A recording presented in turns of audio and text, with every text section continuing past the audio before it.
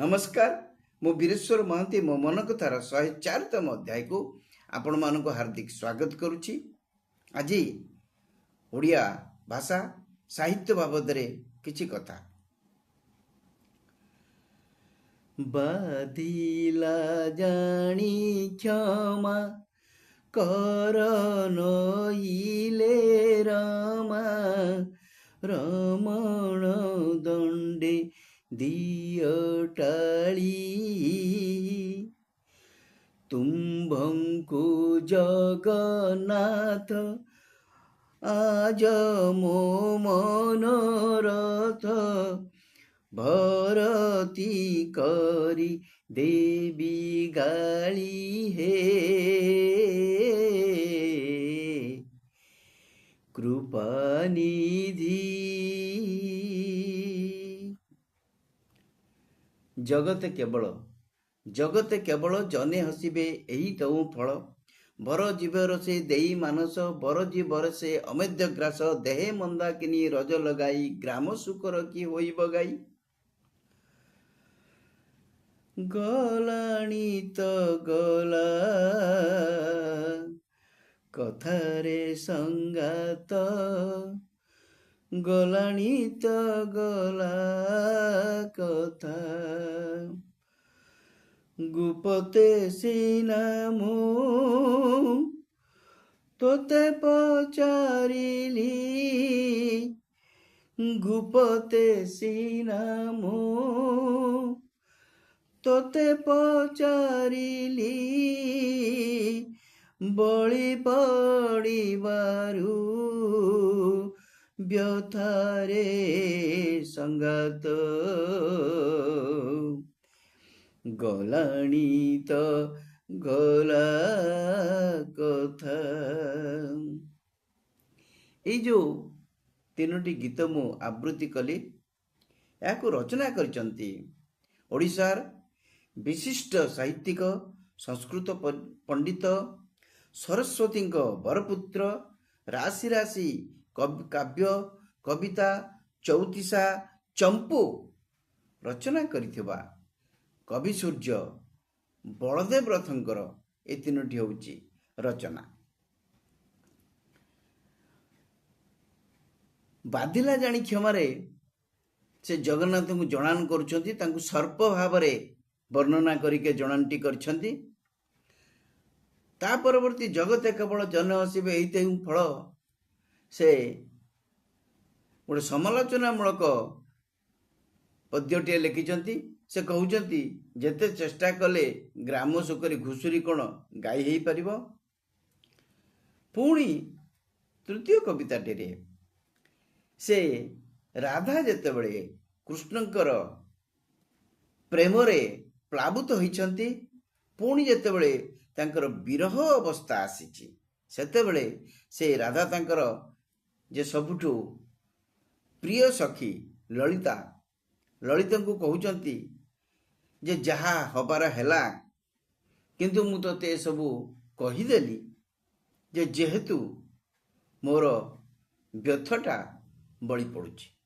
यही जो गीत पद्यटी मैं आवृत्ति कली ये कवि सूर्य बलदेव रथंकर जो सबुठु विख्यात सृष्टि किशोर चंद्रानंद चंपू से किशोर चंद्रानंद चंपू को से करू क्ष पर्यंत अक्षर आरंभ करछंती।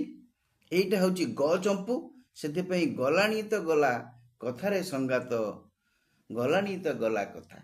एठी राधा विरही राधा तांक मनर व्यथा वेदना को जे श्रेष्ठ पुरुष तांक जीवन रो जे तांकर प्रेमर सब किछि तांकुई जेतेबेले से विरह वेदना रे व्यथित होइचंती से तांकर सखी को एक कथा कहउचंती जे जहा तो हबार हेलानी तते मु एक कथा कहउची जेहेतु मो मनर व्यथा को मु सह्य करि पारु नाही।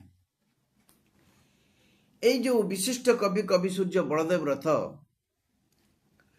से ओडिशा साहित्य आकाश रे चिर दिन पई अमर होई रहिथिबे।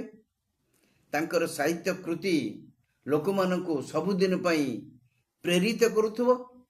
सेति पई कविवर राधानाथ राय कहिले ଧନ୍ୟ ରଥେ ତୁମ ଜନ୍ମ ଶୁଭକ୍ଷଣେ, ମୃତ୍ୟୁଞ୍ଜୟ ତୁମେ ଉତ୍କଳ ଭୁବନେ। ତୁମ୍ଭମାନ ଦେହ ଗ୍ରାସିଛି, ତୁମ୍ଭ ମାଟି ଦେହ ଗ୍ରାସିଛି ଶ୍ମଶାନ, ମାତ୍ର ଯଶ ଦେହେ ତୁମ୍ଭେ ଆୟୁଷ୍ମାନ। ଚିରଦିନ ପାଇଁ କବି ସୂର୍ଯ୍ୟ ବଳଦେବ ରଥଙ୍କର ଯେଉଁ ସାହିତ୍ୟ କୃତି, ସାହିତ୍ୟ ସୃଷ୍ଟି ଚିରଦିନ ପାଇଁ ଅମର ହୋଇ ରହିଥିବ, ଉତ୍କଳର ସାହିତ୍ୟିକମାନଙ୍କୁ ପ୍ରେରଣା ଦେଇ ଚାଲିଥିବ। ଏହି ମହାନ ସାହିତ୍ୟିକ 1799 ମସିହାରେ ମାଘ ସପ୍ତମୀରେ, ମାଘ ପଞ୍ଚମୀ ଶ୍ରୀପଞ୍ଚମୀରେ ସେ ଜନ୍ମଗ୍ରହଣ କରିଥିଲେ ଗଞ୍ଜାମର ଆଠଗଡ଼ଠାରେ। ତାଙ୍କର ପିତାଙ୍କ ନାମ ଥିଲା ଉଜ୍ଜଳ ରଥ। ସେ ବି ଜଣେ ସଂସ୍କୃତରେ ପଣ୍ଡିତ ଥିଲେ, ସେ ବି ସଙ୍ଗୀତଜ୍ଞ ଥିଲେ, ଏବଂ ତାଙ୍କର ମାତାଙ୍କ ନାମ ଥିଲା ରତନୀ। ବଳଦେବ ତାଙ୍କର ଇଷ୍ଟ ଦେବତା ବଳଦେବଙ୍କୁ ପୂଜା କରିକିରି ସେ ତାଙ୍କୁ ପାଇଥିବାରୁ ତାଙ୍କ ନାମ ବଳଦେବ ଦିଆଯାଇଥିଲା। କବି ସୂର୍ଯ୍ୟ ବଳଦେବ ରଥ ତାଙ୍କ ଜୀବନ କାଳ ଭିତରେ ବହୁ ସଙ୍ଗୀତ, କାବ୍ୟ, କବିତା, ଚଉତିଶା, ଚମ୍ପୁ ରଚନା କରି ଯାଇଛନ୍ତି। ତା ସହ ସେ ଜଣେ ମଧ୍ୟ ସୁପ୍ରଶାସକ ଥିଲେ। ଜଳନ୍ତର ରାଜ୍ୟର ରାଜା ଯେ ହେଉଛନ୍ତି ରାମଚନ୍ଦ୍ର ଛୋଟରାୟ, ସେ ତାଙ୍କ ପ୍ରତିଭାର ପରିଚୟ ପାଇ ତାଙ୍କ ରାଜସଭାରେ ତାଙ୍କୁ ରାଜକବି ଭାବରେ ରଖିଥିଲେ, ରାଜକବିର ସମ୍ମାନ ଦେଇଥିଲେ, ଏବଂ 1805 ମସିହାରେ ସେ ତାଙ୍କୁ କବି ସୂର୍ଯ୍ୟ ଉପାଧିରେ ଭୂଷିତ କରିଥିଲେ। ସେ ଅନେକ ତାଙ୍କର ଯେଉଁଟା କିଶୋର ଚନ୍ଦ୍ରାନନ ଚମ୍ପୁ ହେଉଛି ତାଙ୍କର ମୁଖ୍ୟ ସୃଷ୍ଟି, ଯେଉଁଥିପାଇଁ ସେ ଖ୍ୟାତି ଲାଭ କରିଛନ୍ତି।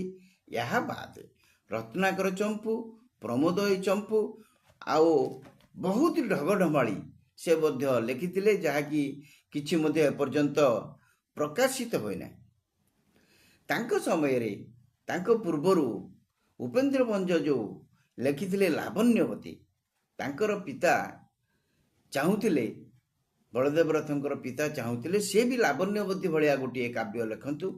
ଯଦିଓ କବିସୂର୍ଯ୍ୟ ବଳଦେବଙ୍କର ବ୍ୟକ୍ତିଗତ ଭାବରେ ଇଚ୍ଛା ନଥିଲା ତାହା କରିବା ପାଇଁ, ତଥାପି ତାଙ୍କ ପିତାଙ୍କୁ ସନ୍ତୁଷ୍ଟ କରିବା ପାଇଁ ସେ ମଧ୍ୟ ଲାବଣ୍ୟବତୀକୁ ଅନୁସରଣ କରି ଚନ୍ଦ୍ରକଳା ନାମରେ ଏକ କାବ୍ୟ ଲେଖିଥିଲେ। ସେ ଅନେକ ଚଉତିଶା ମଧ୍ୟ ରଚନା କରିଥିଲେ।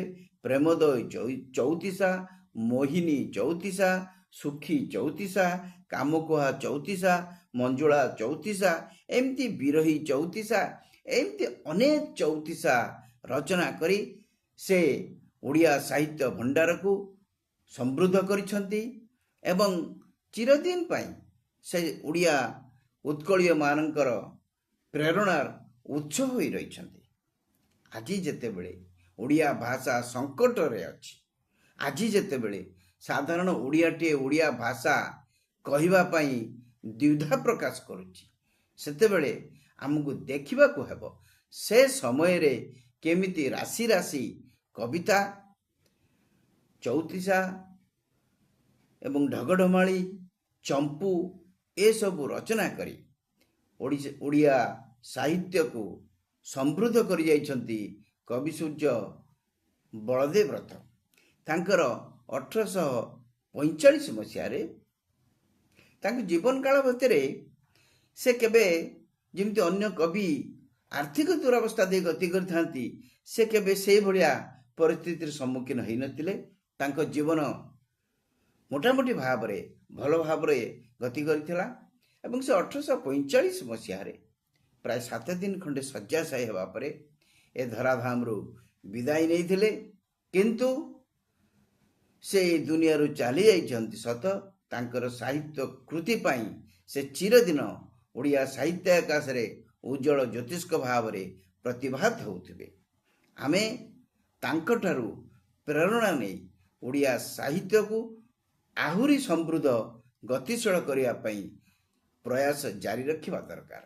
ଆଜି ପାଇଁ କବି ସୂର୍ଯ୍ୟ ବଳଦେବ ରଥଙ୍କ ବାବଦରେ ମୋର ଏଇ କିଛି 4-5 ଧାଡ଼ି କଥା ତାଙ୍କୁ ମୁଁ ସମ୍ମାନ ଦେଇ ଶ୍ରଦ୍ଧାଞ୍ଜଳି ଦେଇ ଆଜିର ଏ ଅଧ୍ୟାୟ ମୁଁ ଏଇଠି ଶେଷ କରୁଛି। ଏ ଅଧ୍ୟାୟ ଆପଣମାନଙ୍କୁ କେମିତି ଲାଗିଲା ଆପଣମାନଙ୍କର ମତାମତ ଦେଇ ଜଣାଇବେ। ଯଦି ଭଲ ଲାଗିଥାଏ ଲାଇକ୍ କରିବେ, ସେୟାର କରିବେ, ସବସ୍କ୍ରାଇବ୍ କରିବେ। ଆଜି ପାଇଁ ଏତିକି।